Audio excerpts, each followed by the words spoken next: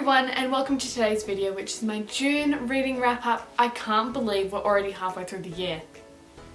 Absolutely crazy. And this month I read 8 books, so let's talk about them all. The first book I read this month was King of Wrath, and this is a first in a series of companion novels by Anna Huang. And they're all set in New York City and they follow like really rich people. This guy's a billionaire in this book, and this one is an arranged marriage. But it does have lots of twists. It was very interesting and I ended up giving this 4 stars. I enjoyed the characters in this, and then I also read King of Pride, which is the second book in this companion series, following the best friend and friend of the main characters in this book. So this one is also once again about the rich people. We've got another billionaire, we've got a CEO and an aspiring author, and this one was also really interesting. I did enjoy this, but not as much as King of Wrath, and I ended up giving this 3 stars. So still really good, but just not as good as the first one, I feel. I did like this and I liked the characters and the banter, but like just some of the things that happened, I was like, this could all have been avoided easily, or like if they just talked about it more. I really liked the ending, and I also did like how we got to see the characters from this book in this book, obviously because they're all friends and everything, so I really like that. And we will probably see all these characters once again in the third book, which is called King of Greed.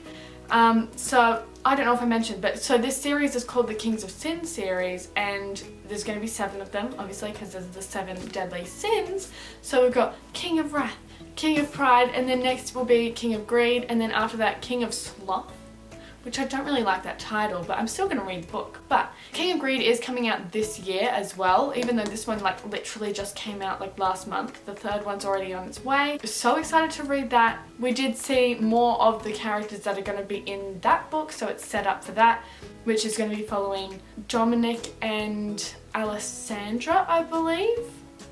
I think that's their names.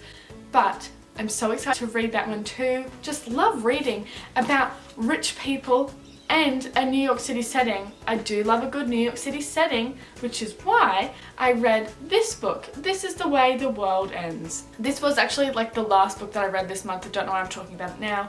I just wanted to say that it's set in New York. So this book is about Waverly, who is a scholarship student at this really fancy school in New York City. And there's this ball that happens, and so she goes as one of her other rich classmates, and it's a masquerade ball. So she's wearing a mask, and this friend, she was like, go and pretend to be me. And so Waverly's like, yeah, sure, as if I don't want to go to this masquerade ball. And lots of stuff happens. This is the way the world ends. It's kind of like apocalypse-ish type thing at a masquerade ball with rich people and murderiness. It was very interesting, but also quite short. So I feel like it ended quite abruptly, which I did not enjoy, because sure there was an ending, but I was like, now what? What's going to happen next? I don't know if there is going to be another one. I don't know if this is just a standalone. Literally don't have a clue. It was interesting, and I really enjoyed how majority of the book was told in the one night, so the night of the masquerade ball. I liked that, but like, what now? You know what I mean? Like, the way the story ended, it's like both sides didn't really win, because you have the good guys and the bad guys, and like I don't get what's happening. Anywho, this was interesting. I ended up giving it a 2.25 stars. And then the next book I read was actually the second Lockwood & Co book, which is called The Whispering Skull. I really enjoyed this, and I didn't actually realise, but when watching the Lockwood & Co show, that first season of the show is the storylines of the first and second book. So I did already know what was going to happen in this, but again, was so fun actually reading about it and getting a lot more detail. Love all these characters so much, and I ended up giving this book a 4.5 stars. Once again, so excited to continue this series. Absolutely cannot wait. Still so upset that they cancelled the Netflix show. Literally, why would they do that? I don't know, but I'm pretty sure this is a 5-book series, so I do have 3 more to go, and I'm really excited to get to them. But a couple videos ago, when I was talking about the first Lockwood & Co book, or any time I've ever talked about Lockwood & Co and included the TV show, I was always wondering what was behind the door. We did actually find out in the end of this book what was behind the door, but it kind of left on a cliffhanger, so I don't really know what it means. So skip to this time now if you don't want to be spoiled for Lockwood & Co. Otherwise, if you're not going to read the books and you did watch the show and you want to know what was behind the door, I'll tell you now. But I'll give you some time to leave. Go to this timestamp once again. But they opened the door, which this door was like lined with iron and everything. So it's like, is there a ghost in there? We don't know. But then Lockwood opens the door and he's like, this is my sister. And then that's kind of like the end. And I'm like, what, is the sister dead? What's she doing in this room? Is it her body? Or is it just her ghost attached to some relic or something? Like, what is going on? I don't know. So I'll have to read the third book and find out for you all and find out for myself because like I'm confused. I don't know. What's she doing in there? Who knows? But I want to find out. Oh my gosh. I was going to say at the beginning of the video, but I forgot and I don't know how I could forget because it's literally been on my mind all day. But the day I'm filming this is the day after the Australian Frontier pre-sale tickets went for Taylor Swift's concert. Guys, I got tickets! I am so excited. Literally, you can still see I drew a 13 on my hand. It's very faded now. For good luck. At first, I was like, oh my gosh, this 13 isn't working. And I mean, it literally probably didn't. It was just my persistence that worked because I was on there, no joke, for 7 hours. I was on in that waiting lounge room thing for 7 hours. I got on at 9:30 because I thought maybe if I'm early, I will get through quicker. No, 7 hours. It was literally the longest time I've ever sat in front of a computer screen. I had a computer screen, my mum's phone, my dad's phone. I took a photo, so I'll put it here. But like, I was all set up. And then later on, I put my phone into the mix so that we could have a fourth screen. And then later my dad came up to another computer and tried that. But like literally, we ended up having 5 screens in total and it took us 7 hours. But I'm so happy I have tickets. I ended up having to get one of the VIP tickets because what happened was, I think I've got another photo of this, which I'll put up here. They said that all the general sale for the Frontier pre-sale was sold out, but there was still some VIP and hotel packages available. And I was like, well, what does that mean? I don't want to be spending like thousands of dollars on this, even though obviously like I would want to, but I don't have the money to spend. But then we just thought, we'll wait. Ended up waiting for like an extra 3 hours, but we did get the tickets. We're in the It's a Love Story package, so I mean, it was a lot of money, but we do get a little tote bag and some postcards included. But I literally cannot wait. It's next February, the Australian tour, so literally I'm so excited. Of course, I will make like a video close to the time for like a little get ready with me, my outfit and everything, and going to the concert. I can't wait. Literally ecstatic right now. I don't know what to say. So excited. But like, I can't believe it, 7 hours. So what was happening though, when it said that the normal tickets were out, I cried. I did. It was terrible. But then I was like, oh, let me have a break from these screens. I went up to go wash my hair. I then get a knock on the door going, Sarah, get out! The tickets are up there. So I'm like running out of the bathroom. My hair is dripping everywhere. And then I got the tickets. I can't believe it. I'm so excited. Yeah. That has literally been me ever since then. But oh my gosh, last night I went to try and go to sleep. Anytime I closed my eyes, all I could see was the loading screen in that waiting lounge bit. It was terrible. And then anytime like I was literally about to fall asleep, I would like jolt awake thinking I had to tap the phone screen so that they wouldn't go like black or whatever. Oh, it was so stressful that day yesterday. But we persevered and we got those tickets. I literally can't wait. I'm in D reserve, so that's exciting. I'm a bit up high actually. I did want to be in like the lower bowl section, but you know, got what I could.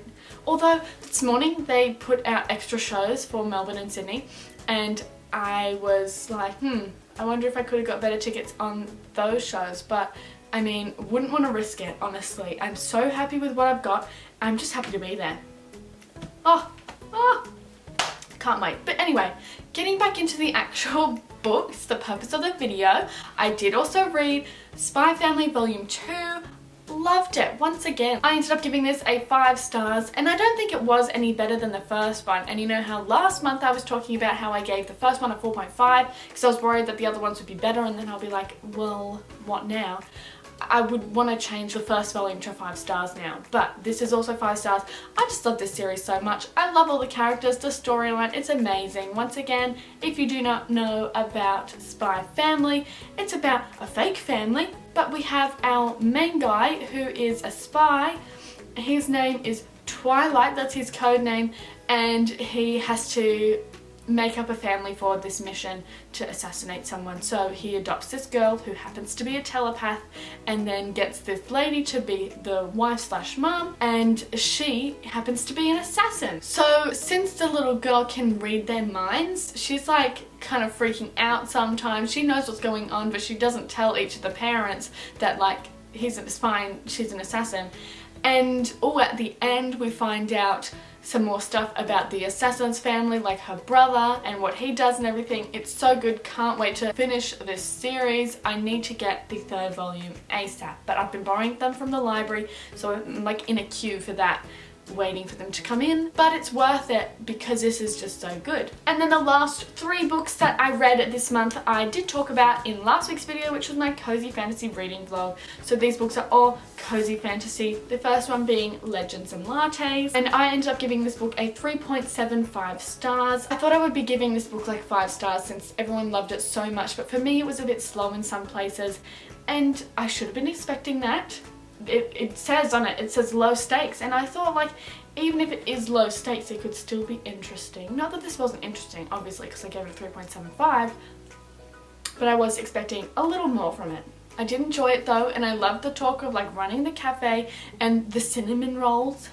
Those descriptions, I was like, cinnamon rolls. I would recommend it if you're like new to the cozy fantasy genre, which I was at the time when reading this. This was my first cozy fantasy. I would say it's a good like introduction, but there are some better cozy fantasy books, which I'll be mentioning now. And this was more of like a high fantasy one compared to these 2 that I will talk about next, because this had like all sorts of fantasy creatures. We had orcs, succubi, gnomes, all sorts of things like that. So I guess it was more of like a it does say high fantasy, low stakes, good company. That's what it says on there. But I'm pretty sure there is like a prequel coming out at the end of this year as well, which I would be excited to read.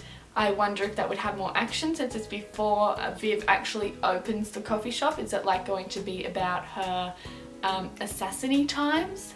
Oh, I don't know if I mentioned that. She was an ex-assassin, but she wanted to like settle down and make a coffee shop. It's fun, but I was just expecting a little bit more. And then the next book that I read was The Very Secret Society of Irregular Witches. I loved this so much. I gave it a 5 stars. I still can't believe how good it was.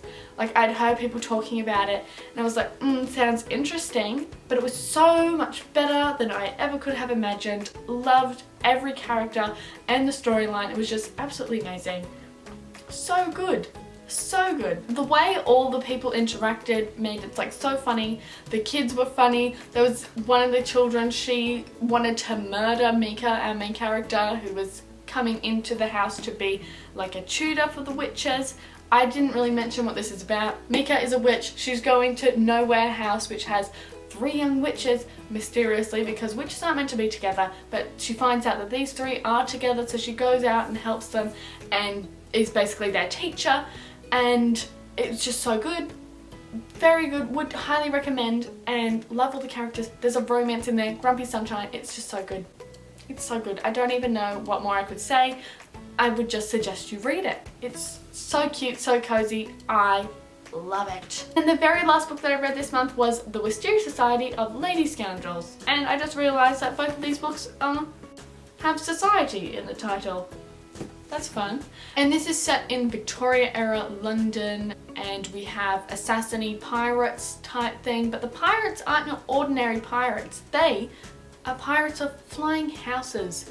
And of course they do all the usual piratey things, they steal, and it's so fun. But flying houses, never would have thought of that, but it's so interesting. And we also have a little rivals to lovers romance in here, and it is so good. There is a lot of banter and it's very funny. I really enjoyed this. It was like quite a light-hearted but still interesting, and it still had like great pacing, and this was also a 5 stars. I just loved it so much. And this is a trilogy. It's called the Dangerous Damsel series, and this is the first one, obviously, but I think you can read them out of order. I'm not sure if they're like companion novels, but the second one's called The League of Gentlewomen Witches, and the third one is The Secret Service of Tea and Treason, and that third one did come out this year, so it's still pretty new. But it seems like each of the books follow different characters, so I guess you can read them out of order if you wanted to. Seems more of like a companion series. I would love to read them all.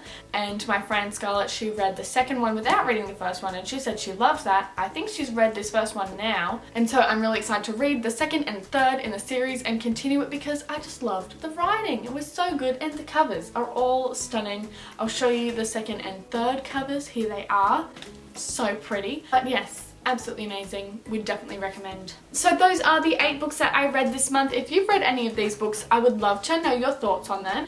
And I'd also love to know what books you read in June and what your favourite one was. I hope you enjoyed this video, and if you did, don't forget to give it a thumbs up and subscribe down below so you don't miss a new video from me. I post every Saturday. And for next week's video, I'll be doing the mid-year free count tag. Can't wait to do that. I have lots to talk about for all the books that I've read so far this year. So stay tuned for that. Quite excited about it. I will see you next week. Goodbye.